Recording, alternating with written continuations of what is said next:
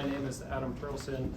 This talk is just a fragment, especially the demo, of the talk that I gave last week at Code Freeze. So if you want more information afterwards, I have a link for you. So yeah, Agentic State Machines. So this talk is based on some exploration that I did, rejecting all of those hip new technologies that Justin was talking about for building agentic systems, and actually reached back to 1950s technology called the Finite State Machine, and wondered, well, what would happen if I used the state machine to orchestrate requests across multiple LLMs? And so this presentation is presenting various patterns that I developed with the state machine that are kind of common in agentic systems. So 30 seconds, what is a finite state machine? Well, it's a system that models a process or like a long-running procedure as a series of states and transitions between those states. So it has state definitions where you're mapping all of the possible states that your system can be in declaratively. You're capturing the transition logic, so modeling events and how the system moves from one state to the next. Those transitions can have guards, so you can apply conditional logic to ensure that all of your transitions are valid. You can model actions and effects attached to those transitions, including when you enter or leave a particular state. And underneath all of it, you have contextual data, the data model that's underpinning this process, a collection of data that you can use to make decisions in the flow. So when talking about agents, sometimes it's helpful to draw a distinction between different types of agents that can be or that exist. So the dimension that I chose here is autonomy. So how big is this agent? How broad of a mission can it accomplish? How many tools does it have access to? Does it work alone or part of a team? So in the demo here, I'll present first tool use, where an agent is given access to various functions or methods, and it has the opportunity to invoke them.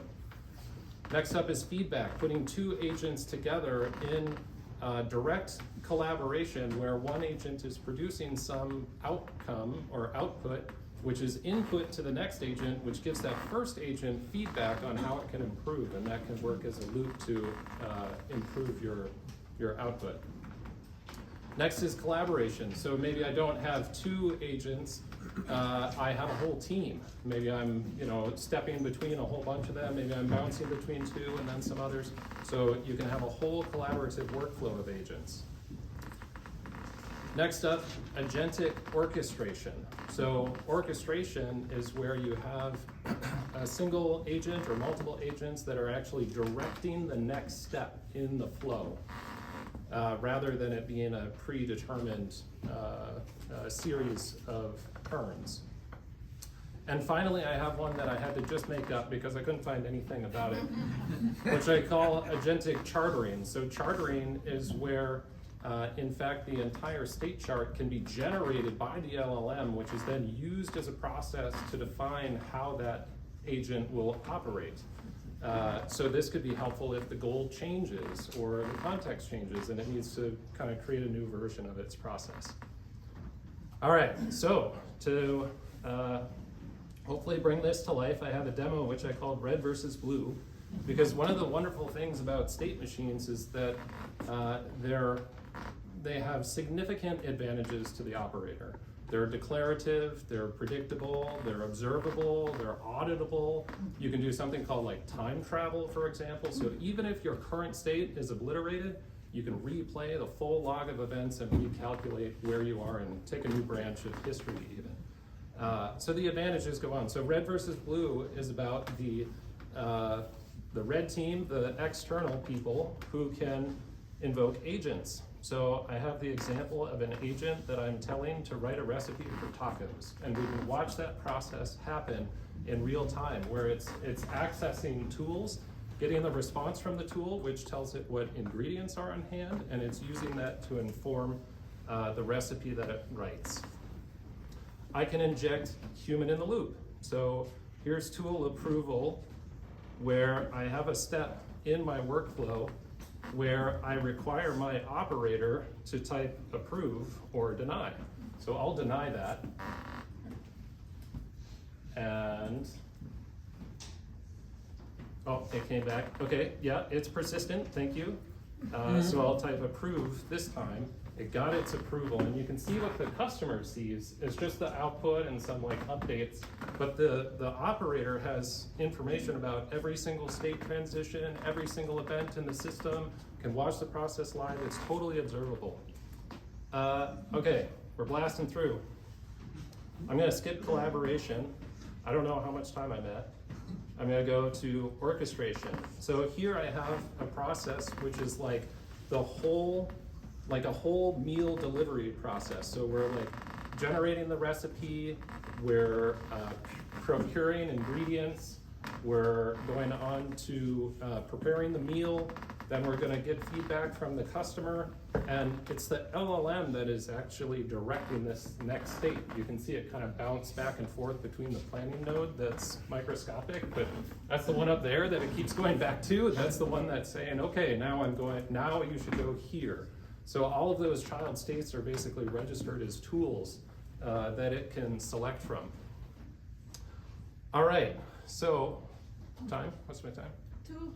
Perfect. So where is this chart heading? Where are we going with this? And I think the answer is emergence. So I have one more demo, and gosh, I hope it works. So,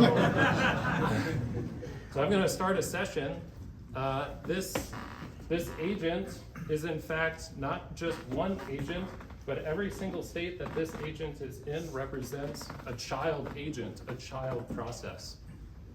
All right, it's not loading, refresh, go.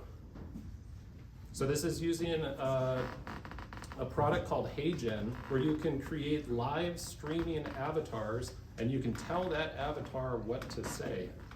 And it is not loading. There it goes. All right, so I'll say my leg hurts. So it's reasoning, it's talking. This is where it's doing orchestration. It's saying, where do I need to go? Okay, let's bring back some research. Stabbing, throbbing sensations, or numbness. Okay. Make me a health plan. You can imagine that the solutioning step integrates with traditional services. This is a state machine. We could call out to our traditional APIs. We could have human in the loop all through this process. And it's all completely transparent to the customer. I'll just say goodbye. So finally, it should close the session and say goodbye. I understand you're saying goodbye after. So it summarizes. I told it to summarize before it quits. So, all right, that's it. Oh, price in the corner. Super easy to track how much time we're not in the ready state and bill by the minute.